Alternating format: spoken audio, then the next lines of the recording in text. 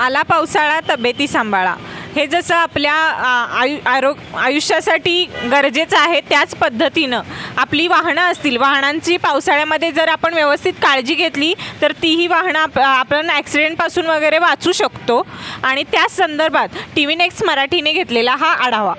पावसाळ्यामध्ये शक्यतो टायर ह्या झीज झालेल्या म्हणजे 60% 70% टायर ज्या झिजलेल्या असतात त्या बदलणे गरजेचं असते. त्याचं कारण पावसाळ्यात पाण्यात खड्ड्यात वगैरे आपली गाडी जाते, त्याला प्रेशर असते पाण्याचं आणि आपल्या गाडीचं, त्यावेळेला टायर बदलणे हा एकमेव पर्याय आहे.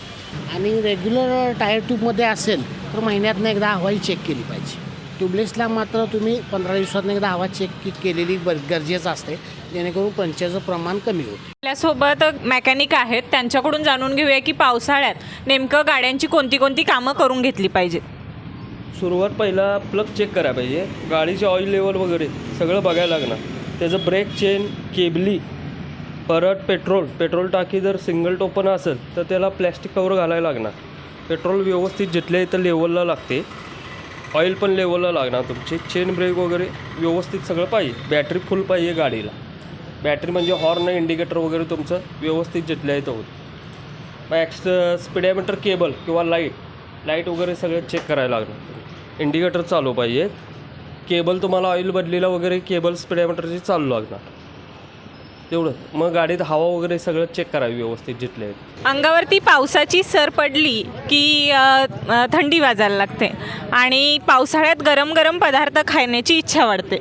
या ठिकाणी चहा पिण्यासाठी आणि वडापाव खाण्यासाठी असलेली गर्दी आपण पाहू शकता.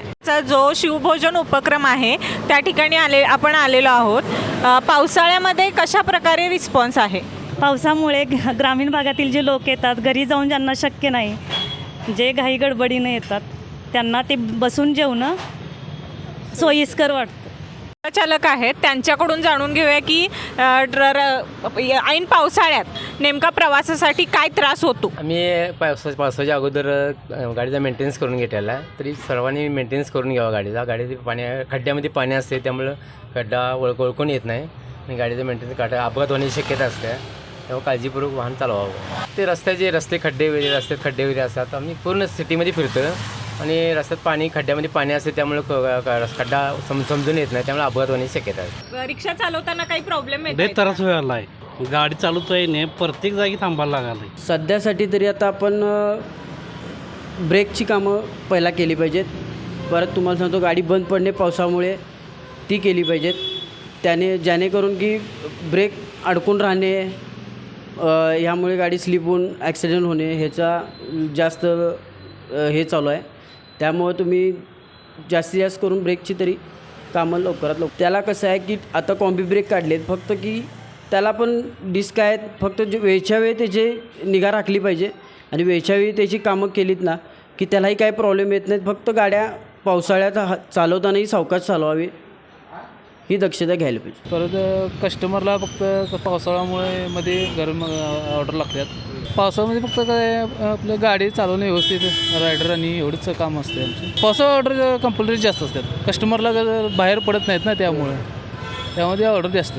आपलं हॉटेल टू 10 किलोमीटरपर्यंत चालतं. दररोज माझ्या 20-25 होतं. कॅश पेमेंट असते, ऑनलाईन असते त्यांचं सगळं. कोल्हापूर शहरातील फिरते फळ विक्रेते आहेत, आपण त्यांच्याकडून जाणून घेऊया की आंब्यावरती काही या पडलेल्या पावसाचा परिणाम झाला आहे का? काही एवढा तर काही दिसून येत नाही की आंबे तर हे सगळे चांगले आंबे आहेत. आता हे बघू शकता तुम्ही, रत्नागिरी आंबे आहेत. ते शक्यतो काही कीडबीड लागण्याचे असे शक्यतो असतात. शक्यतो काही लागलेले असतात की आंबे आता करून झाडावरनं ते काढून ठेवलेले असतात, बट्टी लावले असतात की त्यामुळं काही कीडबीड लागण्याची काही शक्यता नाही. आणि हा आत्ता आलेला आहे, गुजरातचा आंबा आलेला आहे, त्यामुळं हे आत्ता जादा करून चालतो आहे. त्यामुळं पावसाचा काही परिणाम आंब्यावर एवढा काही दिसून येत नाही, का की 12 तारखेनंतर पाऊस चालू होतो आहे. त्याच्यानंतर जो आंबा राहिलेला असेल ते जादा करून कुठेतरी आळी खराब व्हायला लागतो आहे. आत्ता तर काही फरक पडलेला नाही आंब्याला.